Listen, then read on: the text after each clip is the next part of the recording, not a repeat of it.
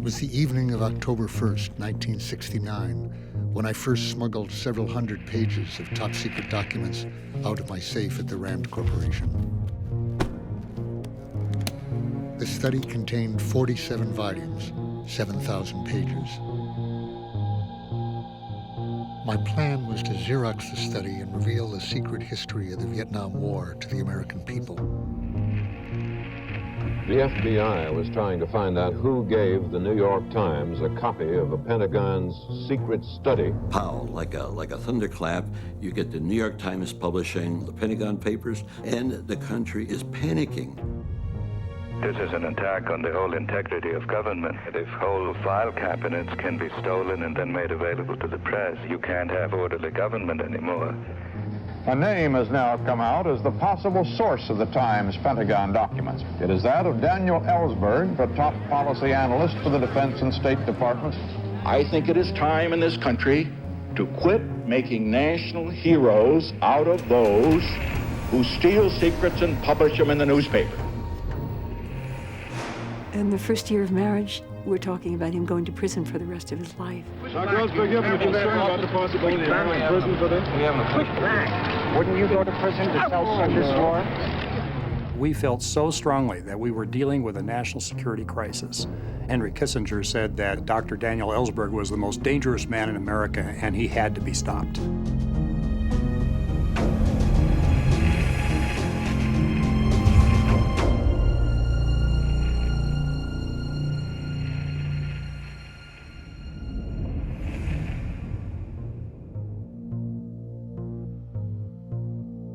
On the morning of August 4th, 1964, I began my first full-time employment in the Pentagon, working under Secretary of Defense Robert McNamara.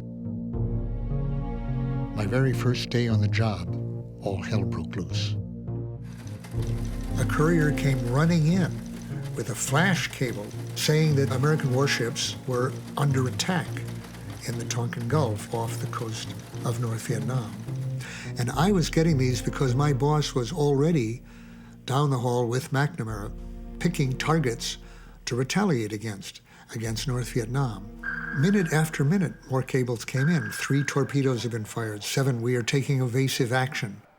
At about 1:30 our time, comes a new cable from the commodore of the 2 ships. Hold everything, in effect. All previous reports of torpedoes are in question. Renewed.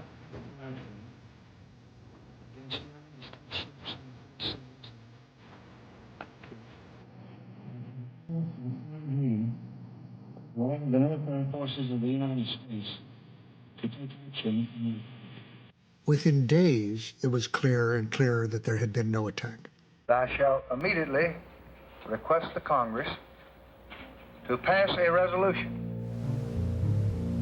President Johnson was determined to prevent a communist victory in South Vietnam.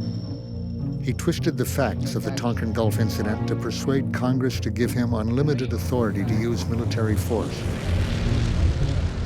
He then launched a war that would last another 11 years. By a number of hostile vessels. Senator Fulbright, you moved the Tonkin resolution through the Senate. Did you know anything about this? I accepted the story given to us by the President and Mr. McNamara and Mr. Rusk, and I believe General Wheeler.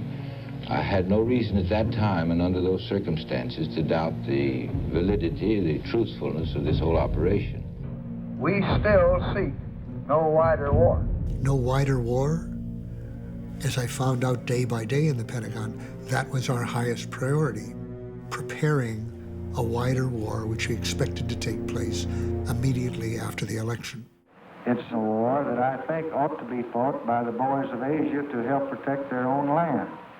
And for that reason, I haven't chosen to enlarge the war. And that was a conscious lie. We all knew that inside the government, and not one of us told the press or the public or the electorate during that election. It was a well-kept secret by thousands and thousands of people, including me. Much has been written about the war in Vietnam, but little has made us understand what it is really like. My guest today, David Halberstam. I had a radio program that was syndicated across the country. I was down in Washington, D.C. at the time doing interviews of congressmen and people in the government. And a mutual friend had offered to host a party on my behalf. And he was inviting his friends. And he said, there's one friend I'll invite, but stay away from him. He's brilliant, but dangerous. Meaning that he was quite a ladies' man, having just recently gotten divorced. He rang the doorbell, and they were those sunken lights from the ceiling, and they hit his blue eyes, and I just went, ah, like this. He was so handsome. I just thought of her at that time as above my dating class. I worked every Saturday, a full day, that's 12 hours, and every Sunday, half a day. I did think of calling her up when I had my first day off from the Pentagon, and said, I have tomorrow off, and would you like to go see the cherry blossoms? And I said, no, I'm covering the peace rally for the radio program. This is my first day off. I've been working on the war now for 70 hours a week. You can't really ask me to spend it at an anti-war rally. We marched around the White House. I was carrying her a heavy tape recorder, and I remember thinking, I hope this is not a still photograph in the Washington Post tomorrow where I am, because it's going to be a little hard to explain. And I bumped into some friends who were liberal, radical friends. And the husband said, how can you be going out with somebody who's working on Vietnam in the Pentagon?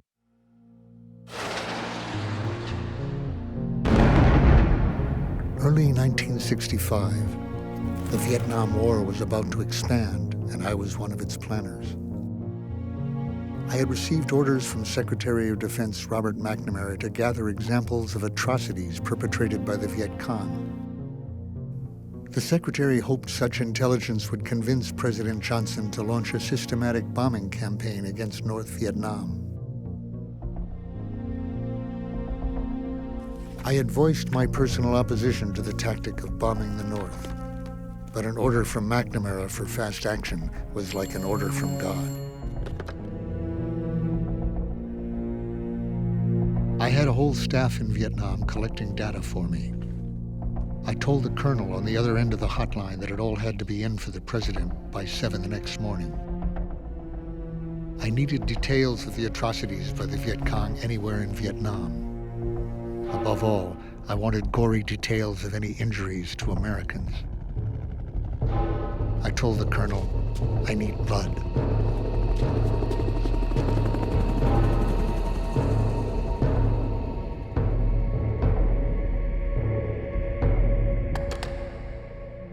In the early 60s, Dan Ellsberg was a leading, if not the leading, young war thinker.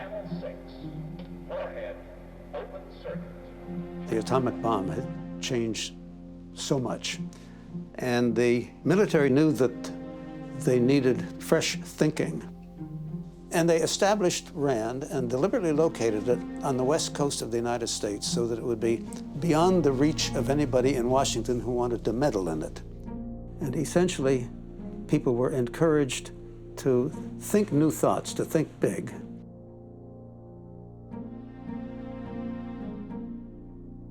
Dan really impressed people. Smart, imaginative, good at technical reasoning, good at logic. He could collect ideas from anywhere.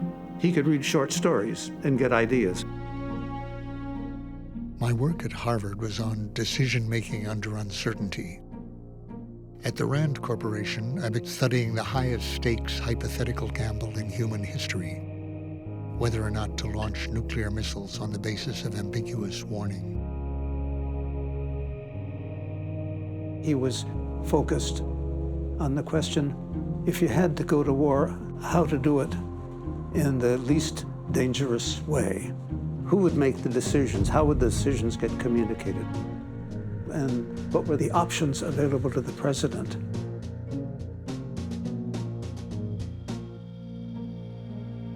About 4 a.m., I got what I was looking for. The colonel told me we've just gotten info that 2 American advisors appeared to have been captured and killed. I asked for graphic details to make it concrete, dramatic. The colonel told me that their bodies showed signs of being dragged, perhaps by chains. I said, good, more like that. Wow, Jesus, this is it. Anything else? Anything like this anywhere else? This was the only incident of its kind they found. It may have been the only one in the Vietnam War up to that point involving Americans, but one was enough for my report. At 6:30 a.m., I wrapped it up. A little after 9 o'clock, McNamara came back from the White House and told my boss to thank me for my input. It was exactly what he needed.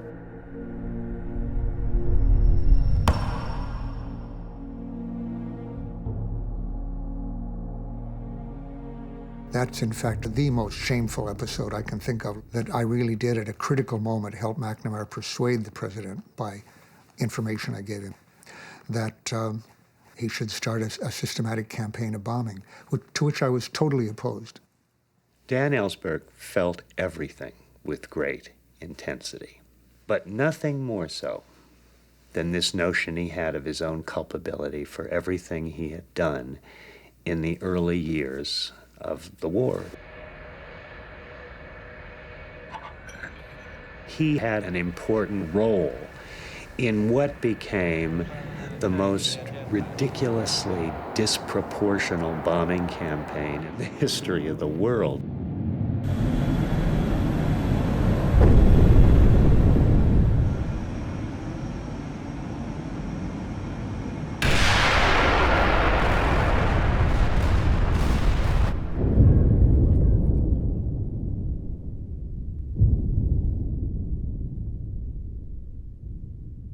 Dan was not some passive bureaucratic participant in Vietnam. He was a true believer. I saw our involvement in the context of a worldwide conflict with communism, a Cold War perspective that I shared with most of my fellow officials. Vietnam, Vietnam! Vietnam, Vietnam! I accepted the basic premises within the government that being allied with America was good for you, good for the other people. And there was an idealistic aspect of it. In Vietnam, we were protecting supposedly democracy, or the possibility of democracy, against a Stalinist dictatorship.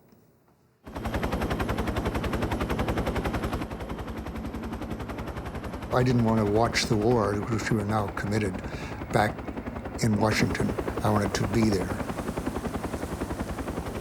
I'd learned in the Marine Corps that to know what's happening, you have to be up at the front line.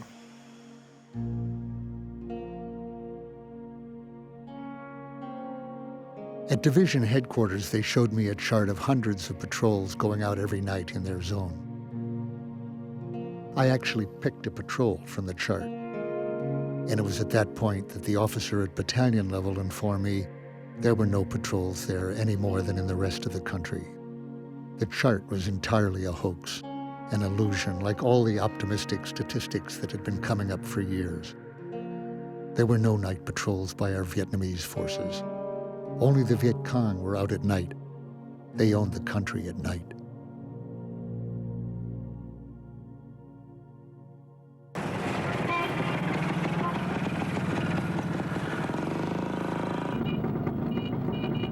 We were very much in love.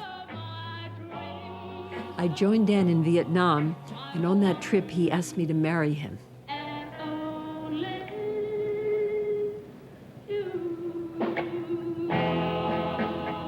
We went to this party where there was this person who had been in North Vietnam and was describing the effects of our bombing. It was a just welling up of a kind of visceral disgust. And we left the party. Patricia, who had some drink during it, said, "How can you be part of this?" Because in some ways, he was more part of it than I think he realized. And I was thinking, oh, I'm against the bombing. I'm trying to stop all the bombing in South Vietnam, trying to do the best I can to moderate the killing. And I'm not getting any credit for that. and she's holding me responsible for the whole war. My accusation of Dan, and I think the passion with which it came out, that really caused him to close off, because he was saying, I don't want to be with somebody that is that critical of me and that doesn't see that I'm risking my life to try to stop the bombing and trying to bring democracy to the country. But he was still buying into the whole zeitgeist of that war. The men that were his colleagues, who tended to be people in the State Department, were actually loving the whole scene of the danger, the risk, the adventure, almost like being in a John Wayne movie or something like that. I think a lot of people want to join the Marines to see if they're up to it.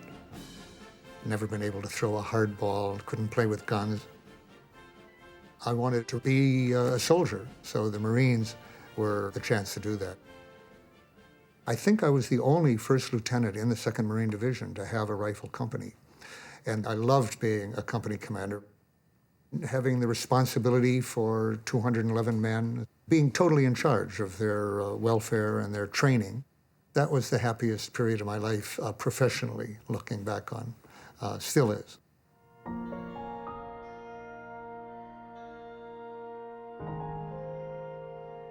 I left, and I could tell he was withdrawn.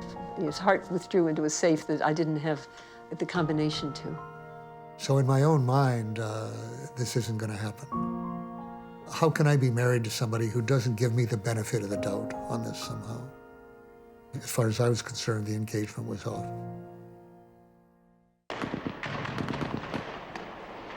I first met Ellsberg in the paddy fields of the northern Mekong Delta in mid-1966.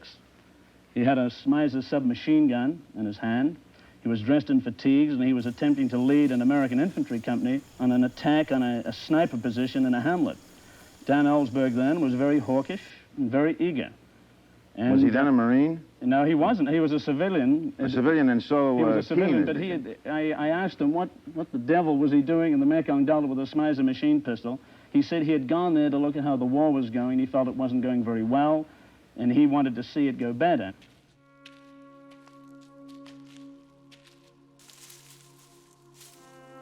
I was walking point with 3 other men ahead of the main company so we could spot an ambush.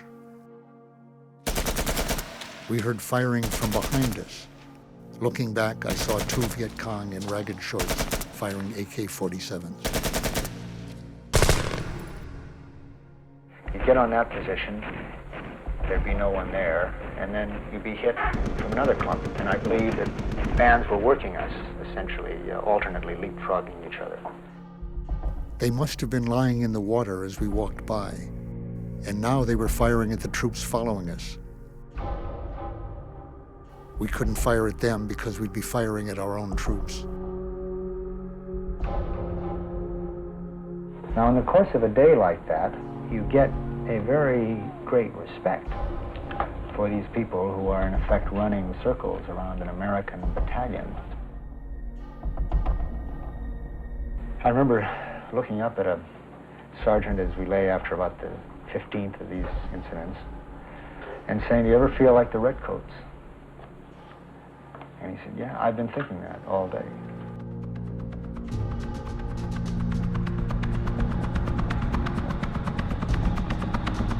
I was beginning to realize we couldn't beat this enemy in their own backyard.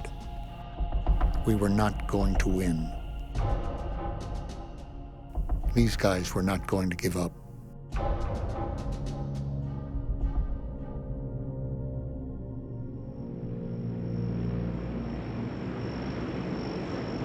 On the way back, which was on McNamara's plane, I'd had the chance to give him more than 100 single-space pages of my memos. He sat there and he hadn't apparently brought a lot to read. And I had the great bureaucratic pleasure of watching my superior actually read my papers and not just toss them aside. So he knew what I was thinking very much about the stalemate in Vietnam and the fact that things weren't improving. Toward the end of the flight, he called me to the rear of the plane. "Dan, I'm having an argument here.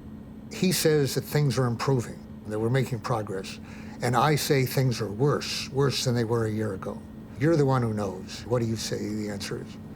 I said, "Well, Mr. Secretary, I'm most impressed with how much the same things are than a year ago. And he said, see, that's exactly what I'm saying.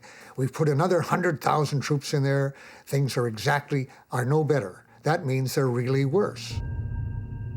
We were on the ground, and McNamara was going out into a foggy day, and I was behind him. You ask whether I was optimistic or pessimistic. Today I can tell you that military progress in the past 12 months has exceeded our expectations. He was saying, gentlemen, I'm very encouraged by what I've seen in Vietnam. In every respect, things are better now. We're making progress. Everything is better. And I was thinking, I hope I'm never in a job where I have to lie like that. I learned that McNamara's grave doubts about the war continued to deepen. Behind closed doors, he recommended pulling back on the bombing and pushed for a political settlement. Johnson rejected McNamara's advice. McNamara had a sense then, very much like people have now, that this was a tragic blunder, that we were in the middle of a catastrophe, and that it was important to try to understand how we had gotten into that catastrophe. In June of 1967, McNamara ordered a comprehensive study within the Pentagon on the history of U.S. involvement in Vietnam. We went to the Rand Corporation and recruited the people there who did historical studies. And then, of course, one of the people we asked was Daniel Ellsberg. My involvement in the study would change my life and change history in ways I couldn't have imagined. We classified the Pentagon Papers study as top secret, and every page of every study as top secret, because we considered the existence of the study to be top secret, but the person we were trying to keep it from was not the Vietnamese, who would not have cared at all, or the Russians or the Chinese, but Lyndon Johnson. We feared through the whole study that if the president found out about it, that he would stop it, because Johnson knew that McNamara had doubts about the war and believed that there were a band of civilians in the Pentagon determined to do everything they could to get us out of Vietnam. I don't want a man in here to go back home thinking otherwise. We are going to win.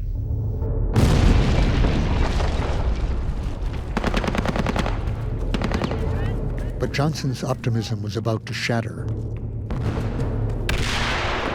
On Vietnam's New Year, 1968, a massive surprise attack caught U.S. troops completely off guard. For the first time, the war reached into Vietnam's cities and towns, including Saigon. The Tet Offensive was a devastating blow to U.S. morale, and the American public began to lose faith in the war. With a bold series of raids during the last 3 days, the enemy in Vietnam has demolished the myth that Allied military strength controls that country. The communists hit the very heart of Saigon, the capital. When Johnson's top general asked for more troops, the request was leaked to the New York Times. The story caused a tremendous uproar in Congress. I would feel that our people were badly misguided and did not understand the consequences of such a disaster. Well, we agree on one thing, that they can be badly misguided, and you and the president, in my judgment, have been misguiding them for a long time in this war. I realize now that my previous attitude had been simply mistaken, that I wasn't discharging my responsibilities to the country, to the Constitution, to the public, or to the troops, by keeping those secrets which had led to the escalation of the war, that had been wrong. But the question was, what would make a difference? I met with reporter Neil Sheehan at the New York Times and leaked information about a secret CIA report on enemy troop strength. The story made the front page. It was the first time I had gone outside official channels to affect the conduct of the war.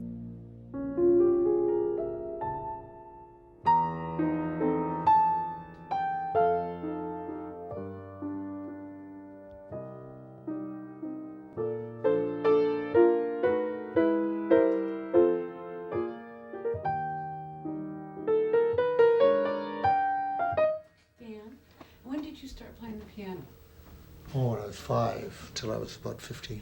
And how serious were you at the time? Well, I spent all my time playing then for 10 years and then didn't play for another 40. What happened? My mother died, and she was the one who wanted me to be a concert pianist. On July 4th, 1946, we were traveling to Denver, going through the cornfields of Iowa. Very hot day in the middle of the day. My father fell asleep at the wheel, and the car went off the road into a culvert, a little wall rising by the side of the road, and sheared off the side of the car where my mother and sister were sitting, and killed my mother and sister.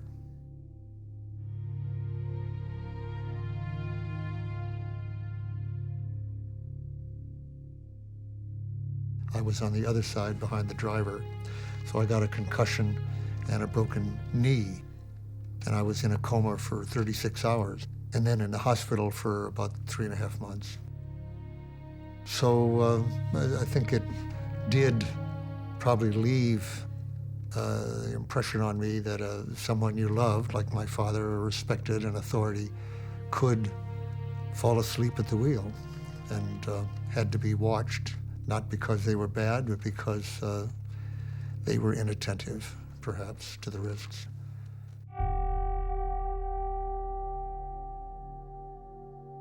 "11 months earlier, when I was 14, Hiroshima had been destroyed and Nagasaki. I was very concerned about this turn of human events. I thought it was very ominous.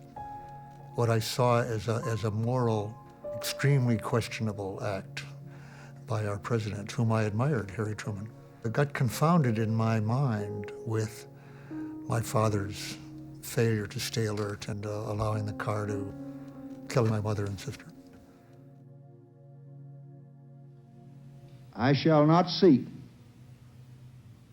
and I will not accept the nomination of my party for another term as your president. Never has so much power been used so ineffectively as in Vietnam. Support for the war was plummeting after Tet, and Johnson withdrew from the 1968 presidential race. I pledge to you, we shall have an honorable end to the war in Vietnam. Richard Nixon won the election, promising peace with honor. The public had been led to believe that he had a secret plan to end the war. Henry Kissinger was then talking about the need to get out of Vietnam with a decent interval. Now, that was quite a radical point of view for an establishment person at that time, to say we should be out, and all we ask is that they not embarrass us by taking it over immediately. That led, in me, but in nearly everybody, to the false impression that presumably Nixon agreed with it. Nixon didn't agree with that for a minute.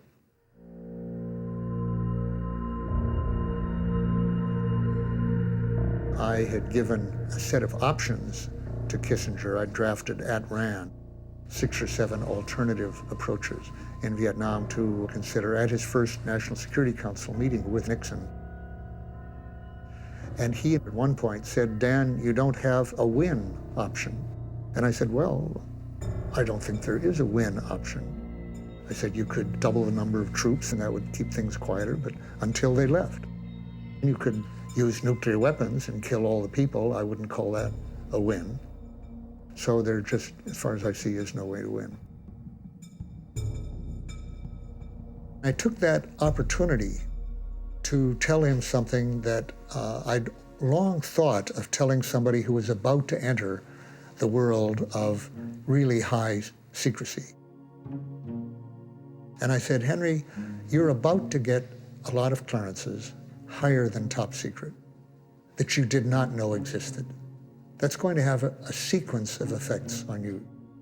First, a great exhilaration that you're getting all this amazing information that you didn't know even existed. And the next phase is you'll feel like a fool for not having known of any of this. But that won't last long. Very soon, you'll come to think that everyone else is foolish. What would this expert be telling me if he knew what I knew?" So in the end, you stop listening to them.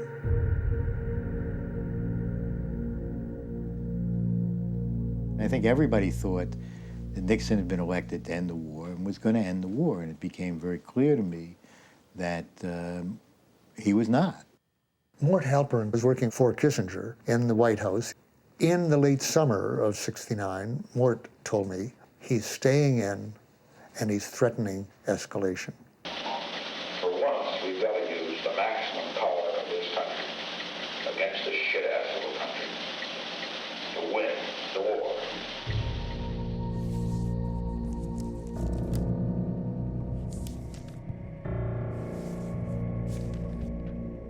In August of 1969, I read the earliest parts of the McNamara study for the first time. Seeing the war from its beginning affected me more than I thought possible. It changed my whole sense of the legitimacy of the war. What I learned was that it was an American war from the start. President Truman financed the French to retake its former colony, even though he knew the French were fighting a national movement that had the support of the people. The cost of defending freedom, of defending America, must be paid in many forms and in many places. Eisenhower supported a brutal dictator in canceling elections called for by the 1954 Geneva Accords. So we opposed elections while pretending to support democracy. We are attempting to help Vietnam maintain its independence and not fall under the domination of the communists. Kennedy lied to the public and to Congress, saying we would need only advisors, even though his own military experts told him that South Vietnam would be lost without an immediate commitment of American combat units. We still seek no wider war. I now saw that Johnson was continuing a pattern of presidential lying. Each president wanted to avoid the stigma of losing Indochina to communism on his watch. It wasn't that we were on the wrong side. We were the wrong side. It was a crime from the start, carried out by 4 presidents as revealed in this study. And now a 5th president was doing the same, with no end in sight. The hundreds of thousands we were killing was unjustified homicide, and I couldn't see the difference between that and murder. Murder had to be stopped.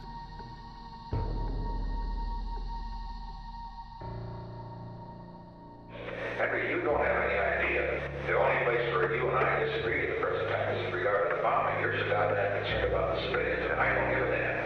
I don't care. I'm concerned about the civilians because I don't want the world to be mobilized against you as a butcher.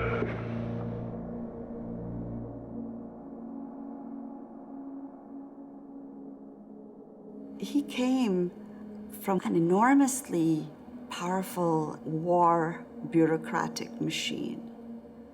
And so his thinking came from the entrails of that machine. He had begun to question his own past activities. You know, what did I do? Where was I going? What is the meaning of that picture with the rifle in my hand? I went to a conference to meet people who were using nonviolent resistance in their lives. A friend of mine told me that he had been a Trotskyist, a labor organizer. And I thought, how does one come to be a Trotskyist? He said, oh, it's like anything else. I met a girl. And it is the way it is. So I met a girl from India who had been a Gandhian. I heard her saying to someone else at some point, I come from a culture in which we have no concept of enemy. And it seemed to me you could no more do without the concept of enemy than without the concept of zero in arithmetic. I read into his questioning a real wanting to know, and a real wanting to know because he had seen certain things that he didn't like and that he didn't want to have continued in the world. And so that was the kind of link, I think, with what we were all trying to do. I found myself handing out leaflets in this long vigil line, and at first I simply felt ridiculous. I felt that you could see the words on my forehead practically, what am I doing here? And what is this about? I knew that if any of my colleagues that ran to the Pentagon were somehow to catch word of my doing this, they would think I had gone mad.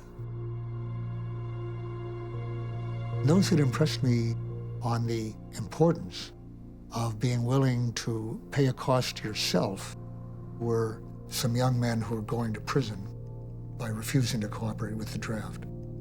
One young man, Randy Keeler, was giving a talk.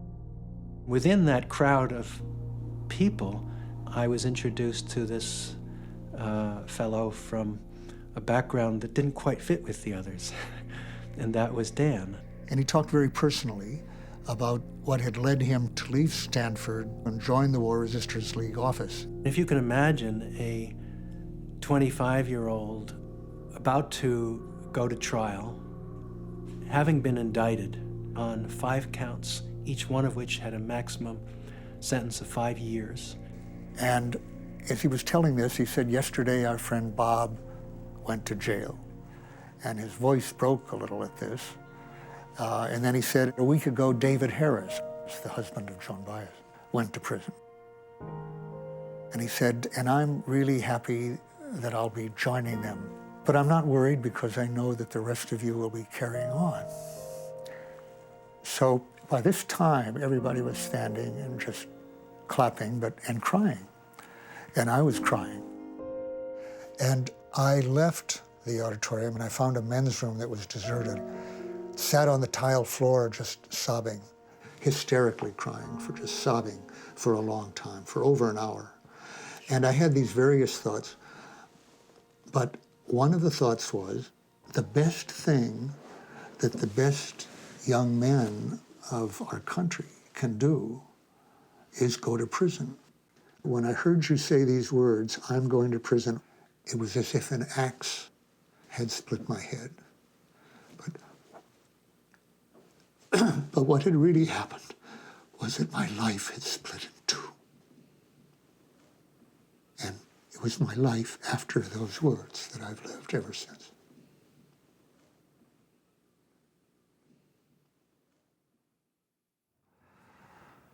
And eventually, I got up and washed my face, and then I think I cried some more, and then I thought, okay, now what can I do to help end this war now that I'm ready to go to prison?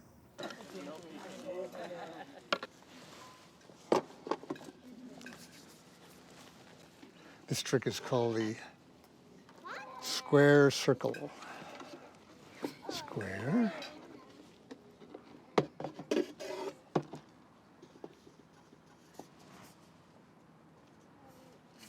One of the things that stood out about Dan was how severe Dan's judgments were about himself.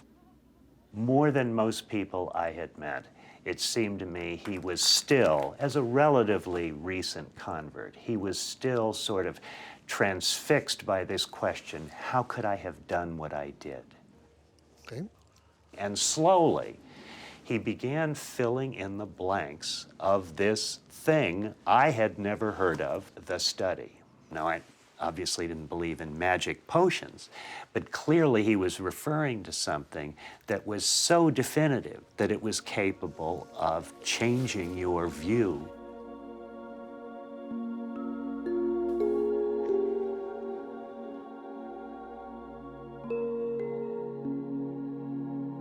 Dan was headed toward walking through the door of being a radical, but he would always he would always go halfway. Back at the Rand Corporation, he sought me out. He said he wanted me to brief him on intelligence in Vietnam, U.S. military intelligence. And so I said, okay, have a seat. All the Vietnamese have ever wanted is self-determination, really. He'd been in Vietnam for a couple of years and had a much more radical view of the war than I did at that point. And I talked to him quite a bit at Rand, and I liked him. He's a very likable person, very forthcoming, very funny, very, very smart. He had sort of given up all his old cohorts at the Rand Corporation and was hanging out with me. He was in my office every day.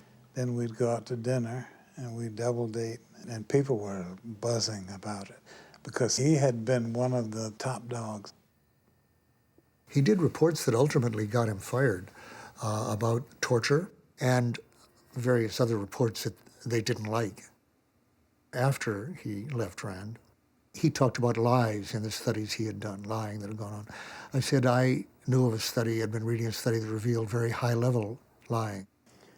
I said, Dan, you should leak that to the press.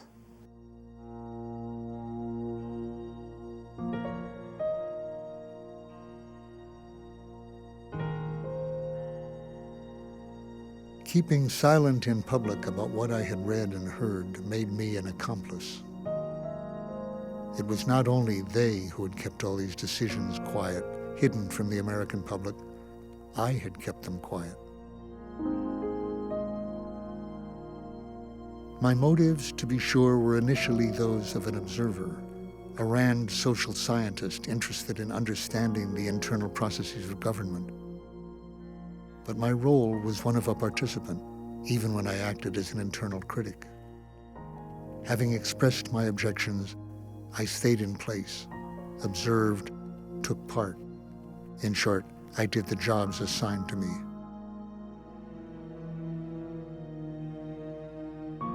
Henry David Thoreau said, "Cast your whole vote, not a strip of paper merely, but your whole influence." What if I were willing to give up my top-secret clearance, my career, my privileged access to decision-makers? What if I gave all that up? What if I were willing to risk prosecution?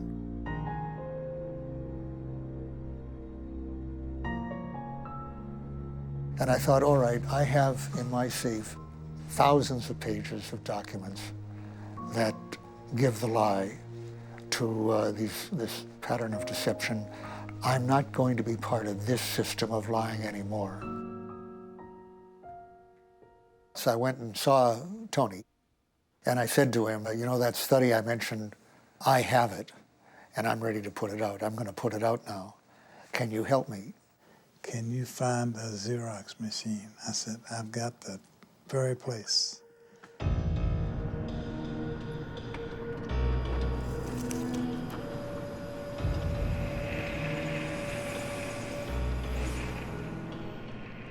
I began Xeroxing the McNamara study in the fall of 1969. At the end of the day, working at Rand, I would put several volumes into my briefcase to take with me. Walking past the security guards, I could feel my heart beating. I couldn't help thinking about the dozen or so secrecy agreements I had signed over the course of my career in government. The task seemed endless.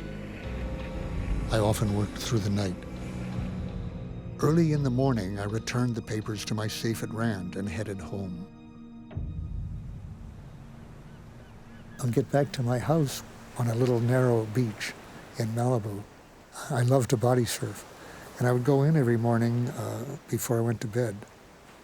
And I remember at some point during this, being in the waves, in the sunlight, and looking back at the hills of Malibu and the waves, which I love, and thinking, how can I be doing this? How can I be giving all this up?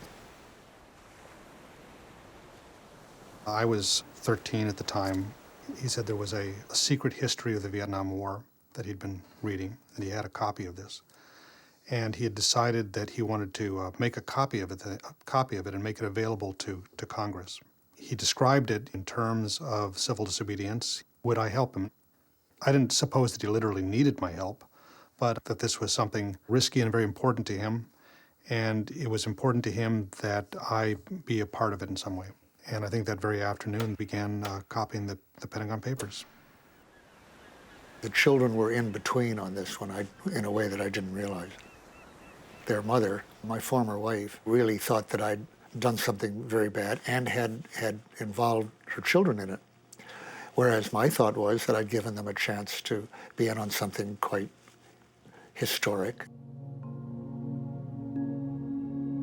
Well, I didn't know when I'd be stopped, and I thought it would be within a matter of weeks, and that I might never see my children again, except through thick glass. I wanted my son, who was 13, to see that I was doing this because I thought it was the right thing to do and doing it in a straightforward manner, that I hadn't gone crazy.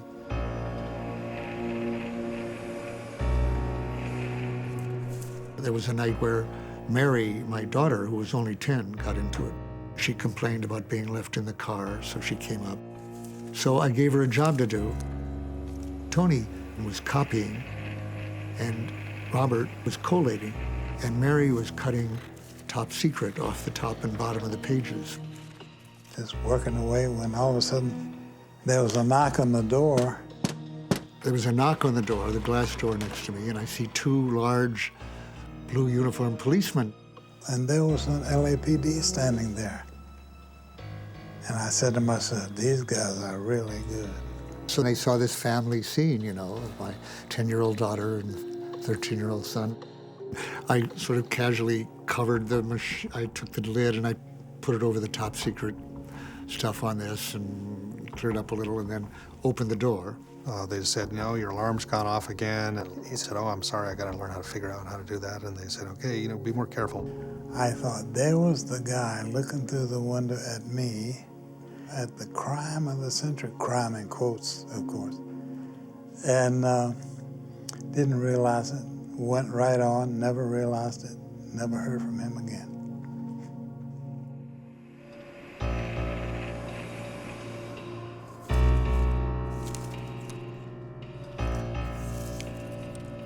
The study was 47 volumes, 7,000 pages. It would take me months of Xeroxing.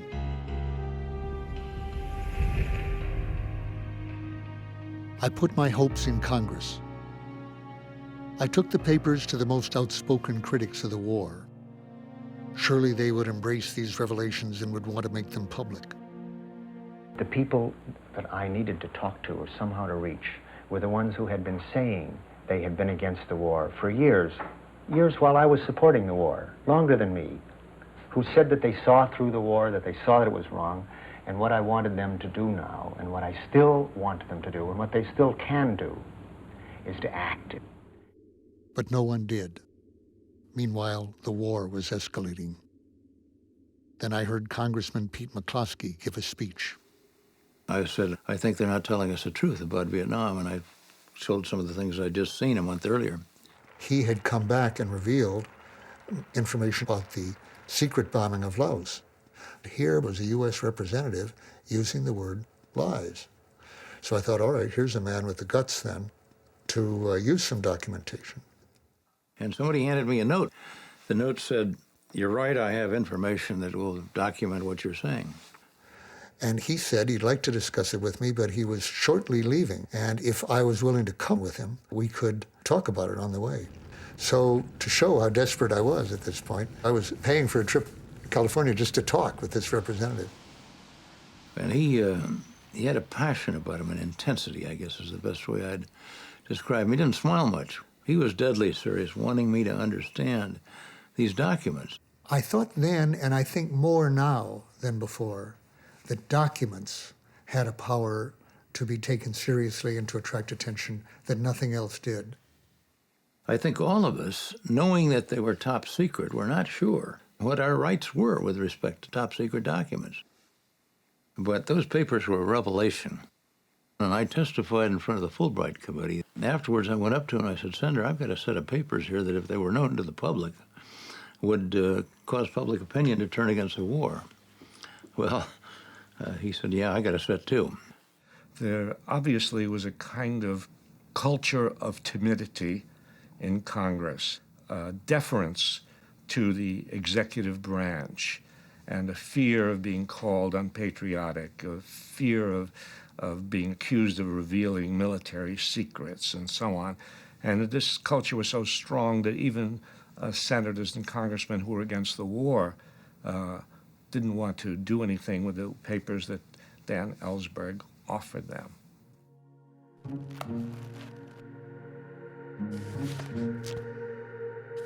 I had told my former wife what I was doing.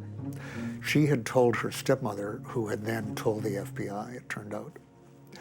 And the FBI then came to Harry Rowan. As president of RAND, he had been involved in getting me access to the Pentagon Papers. His impression at the time was that I had not broken any law if I had given it to the Senate, that they had a right to see it. But I expected the FBI to come down on me very shortly after that.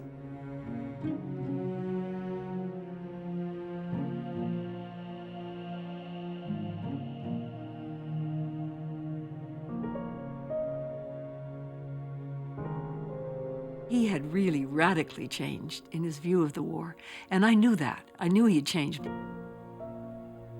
In the first year of marriage, we're talking about him going to prison for the rest of his life.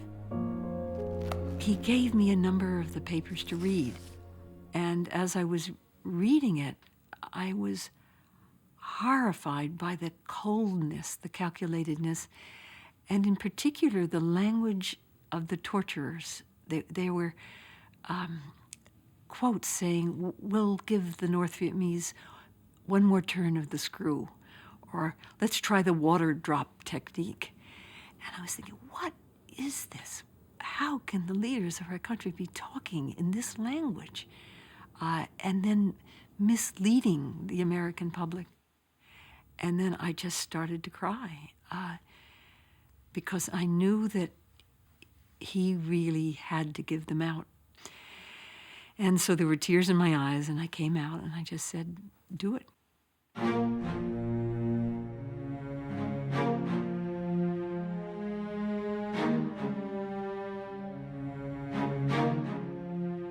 I walked into this hotel room when he and I holed up, and Neil says, "Rick, look at what we've got."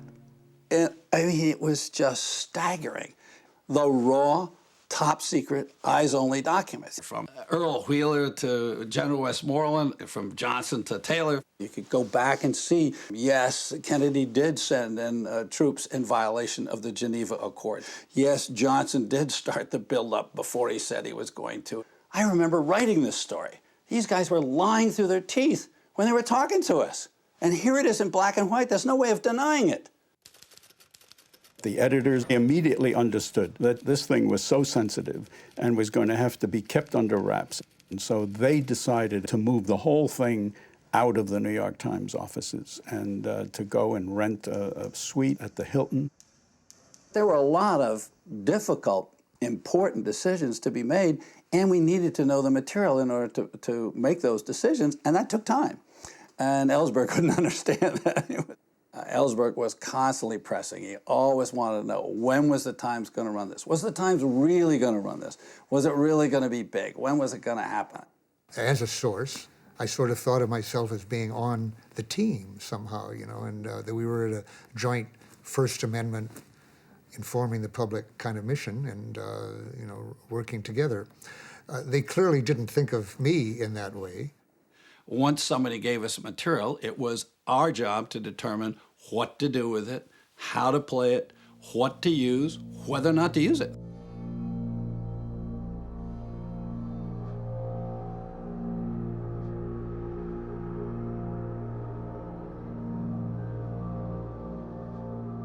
May 71, there was a planned demonstration in Washington for people to commit acts of civil disobedience, to block streets and to block bridges, to do everything possible to disrupt life in Washington in order to demonstrate the anger against the war.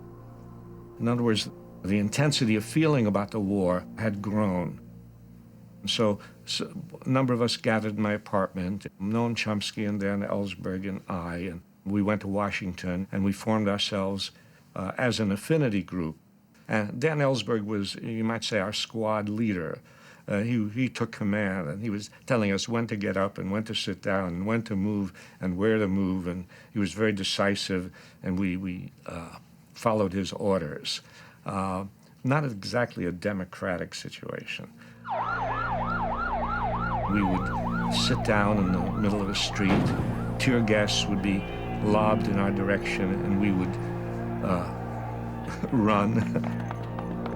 The National Guard was out, and the 101st Airborne had descended on Washington. The level of anti-war activity had been raised.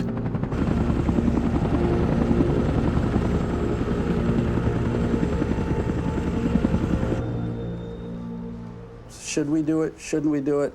And Neil and I, after we got a feel for what was in there, argued that we could go ahead, that this would not jeopardize national security, and indeed it was a public service. All I knew was they had a bunch of classified papers. And the question for me as a lawyer is, can you publish classified papers? The law here is the statute called the Espionage Act. I mean, if you read it and stretched it and pushed it, it was possible to apply it to the publication of the Pentagon Papers. We're sitting there down in the engine room doing the work. We're not up at the corporate hierarchy, but we're hearing the battles going on up there, and we hear that, of course, the news comes to us because we're at risk too. The law firm the Times had used for decades said, don't publish, and by the way, you're all violating the Espionage Act and you're going to go to jail. Believe me, we heard that. And happily, Jim Goodale, as the Times in-house attorney, took a different position. The risk that the New York Times took was a life and death risk of an institution. And I don't mean the 5,000 people who work for the Times. I mean the leader of the institutional press in a free country.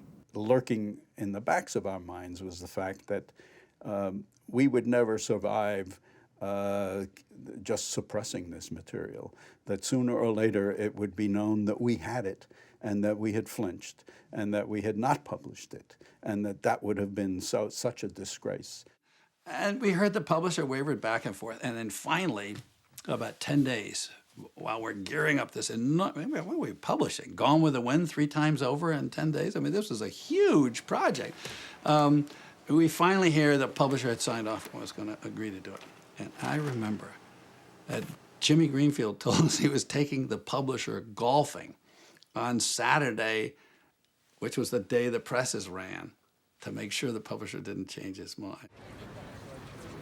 I guess it was a Saturday night. The four of us, Dan and Pat Ellsberg and my wife, decided we'd go to the movies, see a movie that Dan Ellsberg, I think, had seen 7 times and wanted to see again, Butch Cassidy and the Sundance Kid. I could see that Dan was agitated in some way, and I asked him what was going on, and he said he had called a friend on the New York Times, and this friend of his said, well, I can't talk to you now. The Times building is encircled by armed guards, and the printing presses are rolling, and we are printing tomorrow a top-secret government document.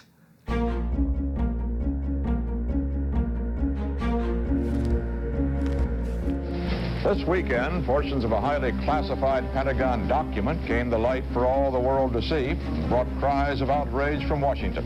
The Pentagon Papers make it abundantly clear how little the public knew of what was going on behind the scenes during... Its main effect is to refute the notion that we stumbled into the war.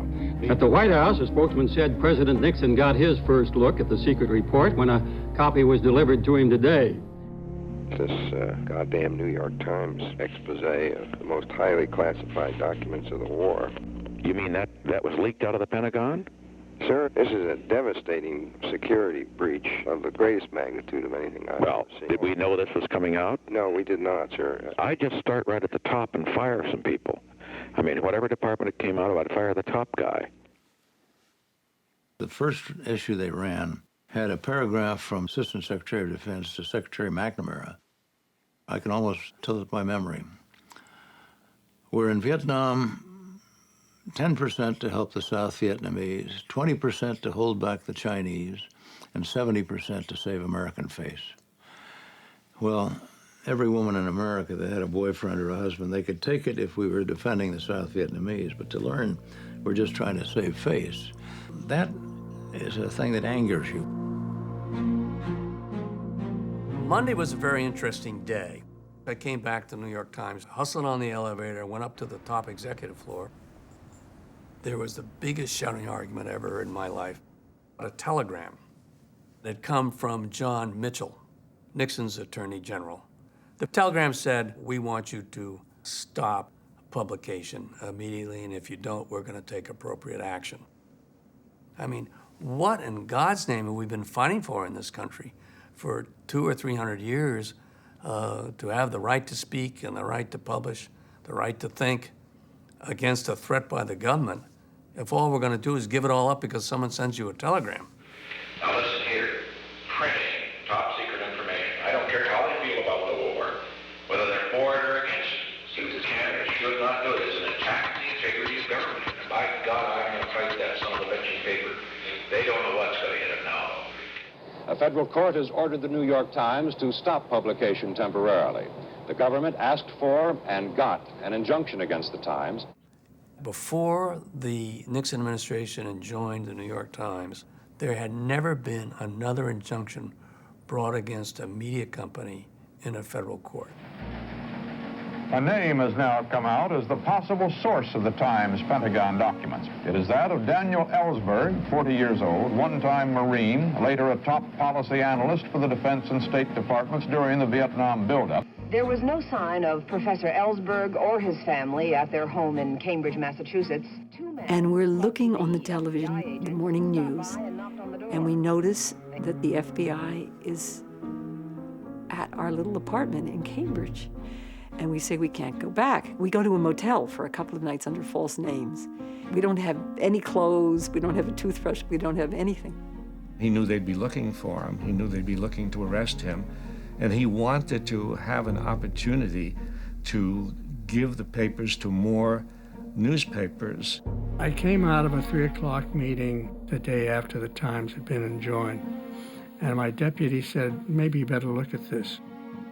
I dialed a number, and a voice said, if I can get you what you want, will you print them? I said, damn well we'll print them. The Post picked up the Pentagon story where the Times left off, but was ordered to halt its publication of the material in a court ruling last night. There was no way of knowing when the New York Times and Washington Post could resume publication of the papers, if at all. This could be the end unless other newspapers were willing to defy the government. I had heard that Senator Mike Gravel would do a daily filibuster until the draft expired.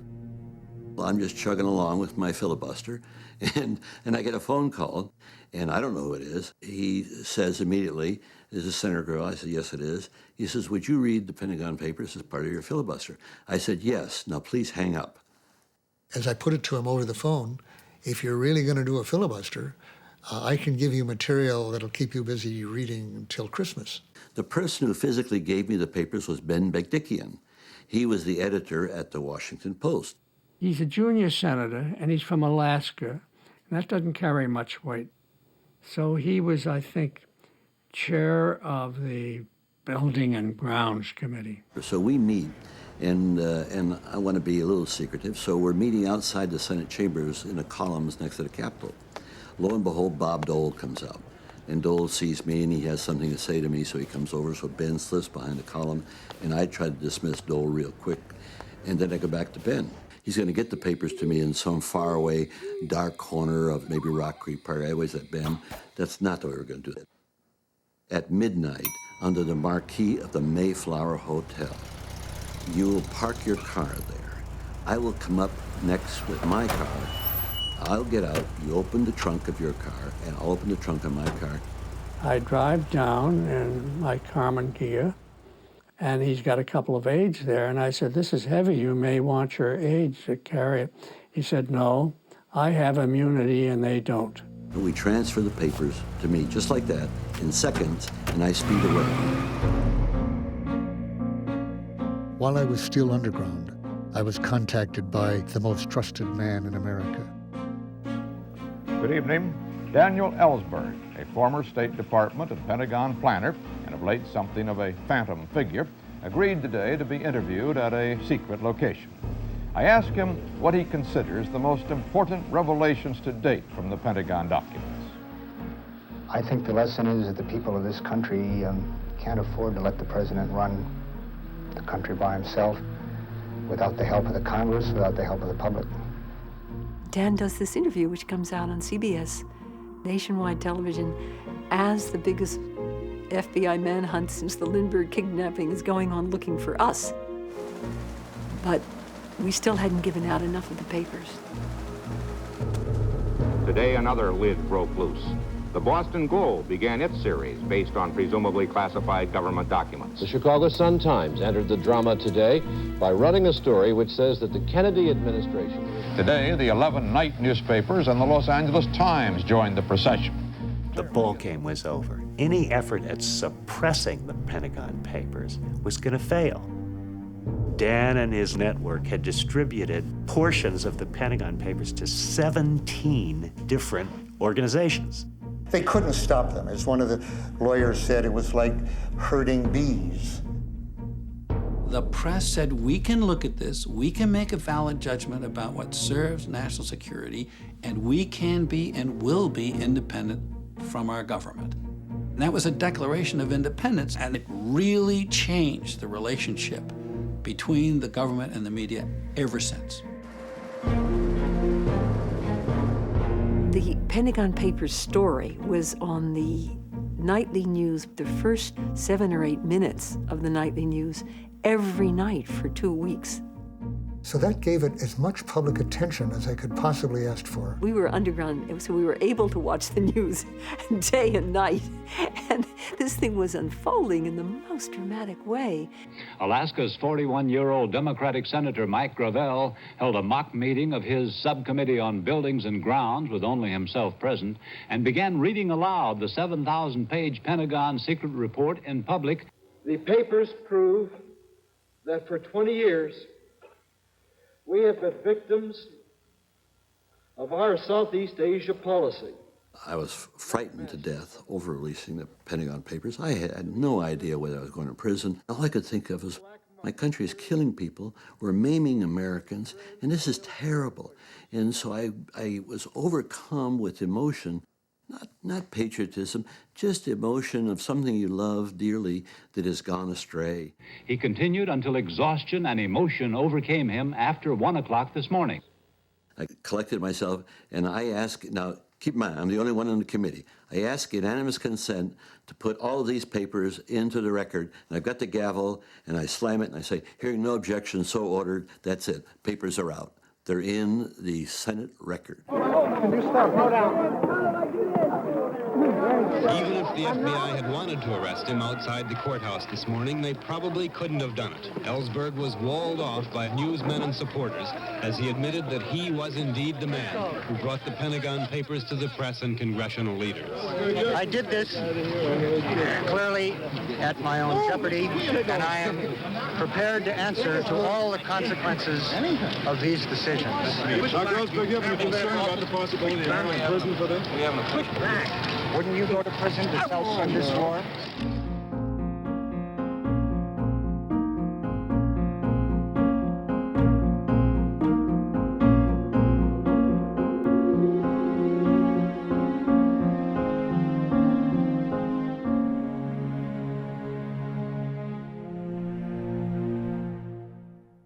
In one of the most important judicial decisions in the history of the country, the Supreme Court today ruled that the New York Times and the Washington Post may continue to publish the secret Pentagon Papers. The ruling was amazingly simple. It was that proving the need for prior censorship is a heavy burden, and the government didn't meet that burden. The decision was a great one. The story today is what the Constitution of this country means to us. I've never appreciated what the meaning and importance of separation of powers is so much as in the last week. Were you surprised at how the... When Dan Ellsberg released the Pentagon Papers, he was doing it to stop the war. Perhaps the most important legacy he left us with, though, was a Supreme Court case, the Pentagon Papers case, which is perhaps the most important First Amendment decision in the court's history. I can guarantee you that every day there's a First Amendment lawyer out there citing the Pentagon Papers case in order to protect free speech and free press against government encroachment. When we finally won the right to continue publication from the Supreme Court, this was a firm ruling that national security alone, the cry of national security, does not justify censorship in advance. I wanted to tell you that I was so damn mad when that Supreme Court had to come down. First, I didn't like their decision, but unbelievable, wasn't it? It was unbelievable. You know, those clowns we got on there, I'll tell you, I hope I outlive the bastards. Persons close to the president vehemently deny that he is in any vengeful mood toward the New York Times or any other newspaper. As for fears expressed by reporters and editors that there is big trouble ahead from the administration, the Nixon men say that is pure paranoia, ridiculous. Mr. Ellsberg, or Dr. Ellsberg himself, has been hailed as a hero by a lot of people, condemned as a traitor by others. We welcome, please, the man who made the whole thing possible, Dr. Daniel Ellsberg.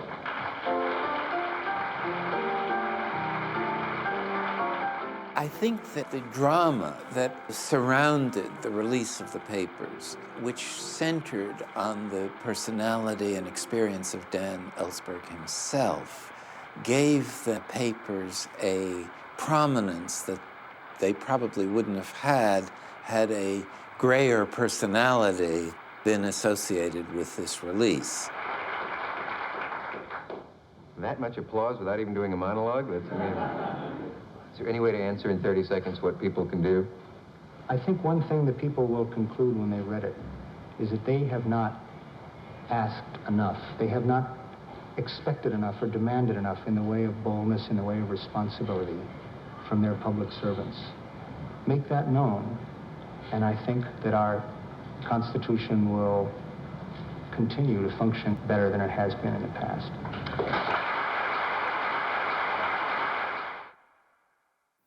I think he did betray a trust, and he put in jeopardy not only his welfare, but that of everybody else who was involved. There was no question in my mind that my best friend, really, Harry Rowan, would be definitely associated with what I'd done. And the fact that I did it while he was president, that this happened, this security breach happened. So I knew that would hurt him, might lose him his job, as it did, actually. E.M. Forster said, if I had to choose between betraying my country and betraying a friend, I hope I should have the guts to betray my country.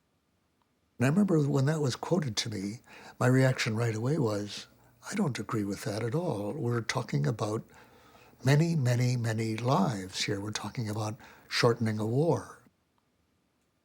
Not long after the release of the Pentagon Papers, I was at a conference at UCLA. There were at least a dozen people from Iran at that conference, and not one of them would shake hands with Dan. Not one would sit near him. They treated him as a traitor. And whether they meant a traitor to his country or a traitor to his organization, it's hard to know. I was Typhoid Mary. I was a leper with a bell around my neck. I've come to realize the fear of being cut out from the group of people you respect and whose respect you want and normally expect. That keeps people participating in anything, no matter how terrible. Whatever his intentions may have been, in your opinion, did Daniel Ellsberg betray his country? I would put it another way. Daniel Ellsberg, whatever his intentions, gave aid and comfort to the enemy. And under those circumstances, that is inexcusable. After all, he is putting himself above the President of the United States, above the Congress, above our whole system of government, when he says, in effect, that he would determine what should be made public. I think that there is probably some good justification for the strong feelings Nixon had. He would make a decision in the National Security Council and the next day read it on the front page of the New York Times or some other newspaper. This makes it virtually impossible to govern. Just because some guy's going to be a martyr, we can't be in a position of allowing a fellow to get away with this kind of wholesale thievery, or otherwise it's going to happen all over the government. I just say that we've got to keep our eye on the main ball. The main ball's Ellsberg. We got to get this son of a bitch. The leak of the Pentagon Papers changed the Nixon White House. It really is what some of us have called the beginning of the dark period. I mean, it was rough and tumble before, but it got down and dirty. So it's really a defining event for the Nixon presidency. And this is when Eagle Krogh, Bud Krogh, was selected to head up the so-called plumbers unit. I was summoned to the Oval Office by the president. John Ehrlichman and I met with him. There was some suspicion that Dr. Ellsberg had access to the more recent war plans that had been developed by the Nixon administration and would be able to release those documents. I came from that meeting feeling very strongly that I was dealing with a national security crisis and I was to take any means necessary to respond to it. The difficulty is that all the good lawyers always say, well, we've got to win the court case, screw the court case, but to convict the son of a bitch in the press. That's the way it's done. The president had decided to set up a special investigations unit in the White House staff. We've got to get a better team. There's one guy on the outside. He's hard as nails. His name is Howard Hunt. Or he can do it, and I'll direct it myself. And I play it gloves off. Now, goddamn it, get it going on. Did Daniel Ellsberg work alone? Was he working with some other people? Was it part of a conspiracy? And it was in that context that a proposal was made by E. Howard Hunt to get information that could be used to discredit Dr. Ellsberg. A covert operation ought to be undertaken to examine all of the files still held by Dr. Ellsberg's psychiatrist, Dr. Lewis Fielding. This went to John Ehrlichman. Underneath that proposal were two lines, approve of the line, disapprove of the line. He wrote his large E after approve, and then put in, under your assurance, it is not traceable.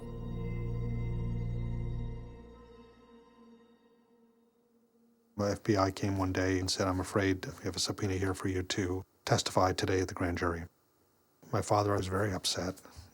He somehow thought that there was something more that my mother could do to prevent this somehow, if she had better legal advice or whatever her attitude was. So you're the one who got him into this. Of course, he's gonna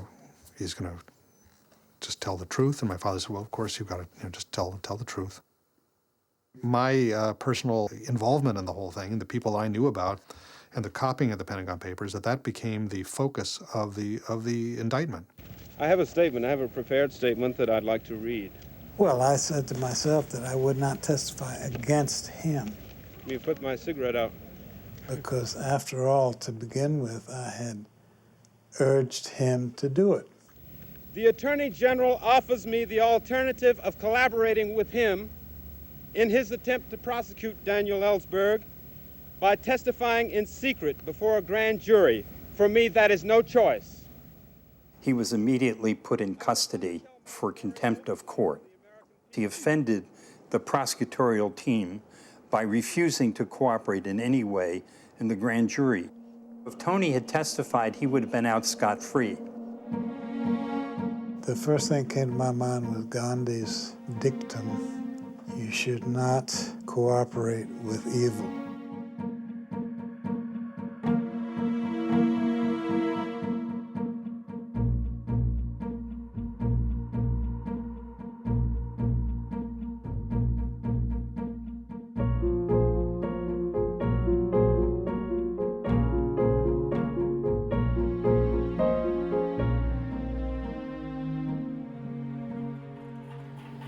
The Pentagon Papers drama changed abruptly into the Pentagon Papers media freakout and cameraman's farce as the documents arrived at the Senate. I think Dan was disappointed in that he may have expected too much from the publication of the papers. He may have expected that the publication of the papers would create a greater sensation than it did. Of course, it created a sensation. Where is Mr. Ellsberg? I hope he's in the jail. But I think he was disappointed in the fact that the substance of the papers, the content of the papers, did not seem to be absorbed by the public. I gave up my job, my career, my clearance, and I staked my freedom on a gamble. If the American people knew the truth about how they had been lied to, about the myths that had led them to endorse this butchery for 25 years, that they would choose against it. And the risk that you take when you do that is that you'll learn something ultimately about your fellow citizens that you won't like to hear. And that is that they hear it, they learn from it, they understand it, and they proceed to ignore it.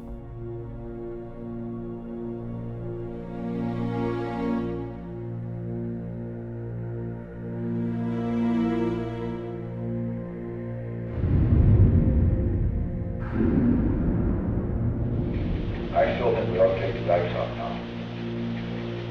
I think to let drown people get drowned out about 200. Well, no, I'd rather use a nuclear bomb. That's right. That I think would just create too much.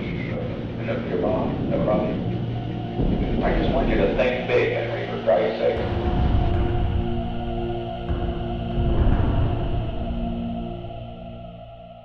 I remember speaking about a year ago and expressing the hope that we would end this war before we had dropped another 1 million tons of bombs on the Vietnamese.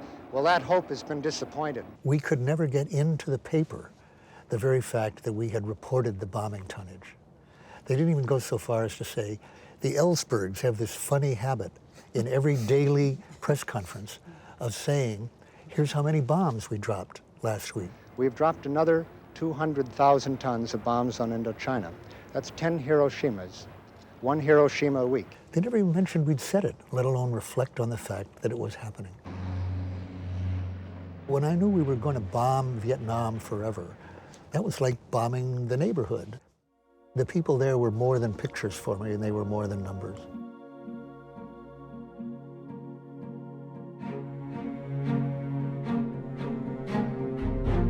When we went to select our jury, we brought in an expert, actually a psychiatrist.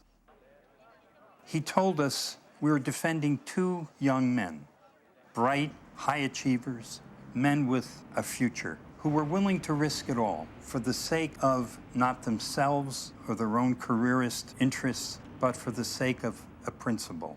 And the psychiatrist said to us, you don't want on this jury men of middle age, because these are people who in the course of their lives might possibly have sacrificed principle for the sake of career, for the sake of family, and they lived with that compromise, and they will have a lot of disdain, even contempt, for 2 men who did it for the sake of principle and took the risk. In Los Angeles today, Daniel Ellsberg returned to the witness stand in the Pentagon Papers case, and for the first time, the chief defendant spelled out how he changed from hawk to dove on the Vietnam War. When I was on the stand for 4.5 days, I actually recalled this particular incident in 1966 when I came on a burning village. That it was burning because our Vietnamese troops had fired on it, and in the course of that, I saw some kids picking through the embers of their huts for a little plastic doll. That was extremely anguishing for me to see this sad appearance. This is what the war meant to them, really, the destruction of their homes and their lives.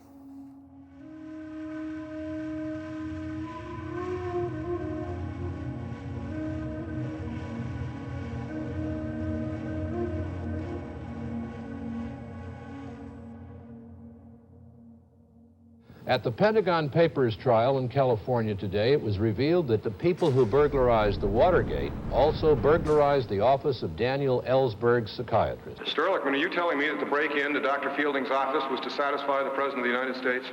The President wanted very much to make sure that a thing like this could not happen again. At no time did anyone ask, is this the right thing to do? We never looked at either the legal issues, the ethical issues, the spiritual issues. None of those things came to the level of consciousness. It was a collapse of integrity of the first order.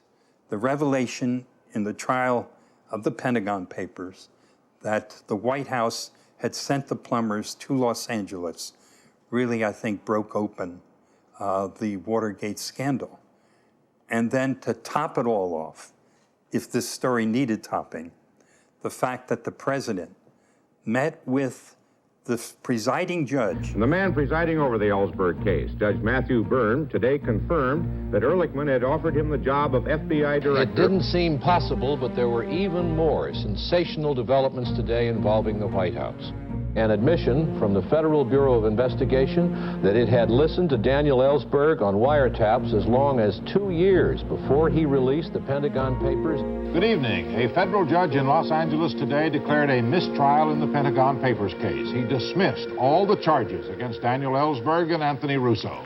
The judge ruled that the government had so tainted its own case as to make a fair trial impossible.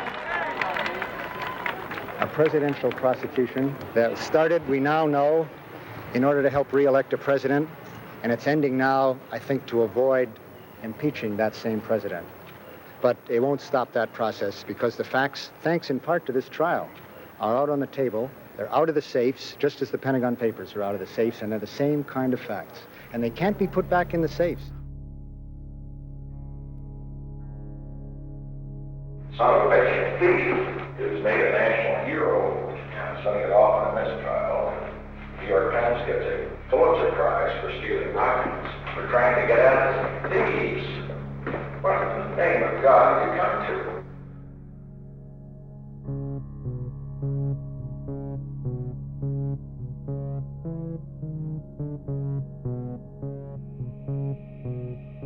Because of what Dan did, and the overreaction of an imperial president, if you will, to what had happened, it changed history.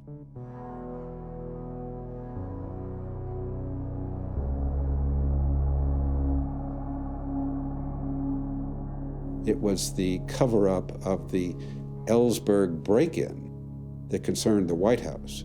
And the seeds of all of Watergate occur in the Pentagon Papers.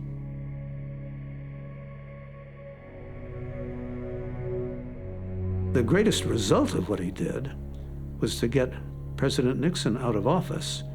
That wasn't, I'm sure, any part of his expectation or his intention.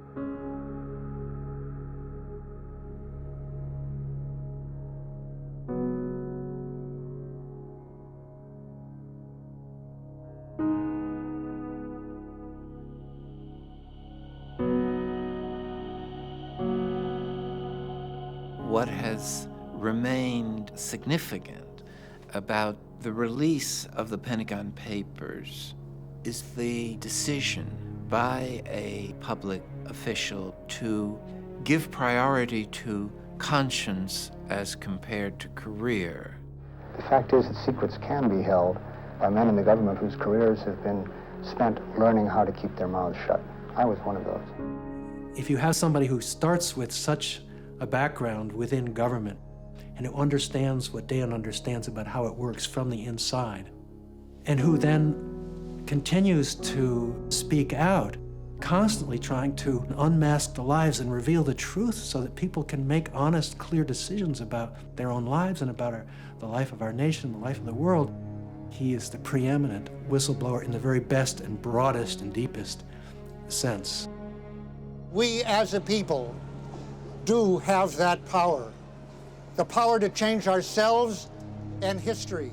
We are here today. I think the resonance that I feel with Dan is that he is trying always to do what he thinks is the highest right under the circumstances, regardless of the consequences. I was not able to do that for when I worked in the government. I was too tied into the group I was working for. But Dan does that all the time. It's an amazing life, the way he has lived it over the last 30 years since all of those things occurred.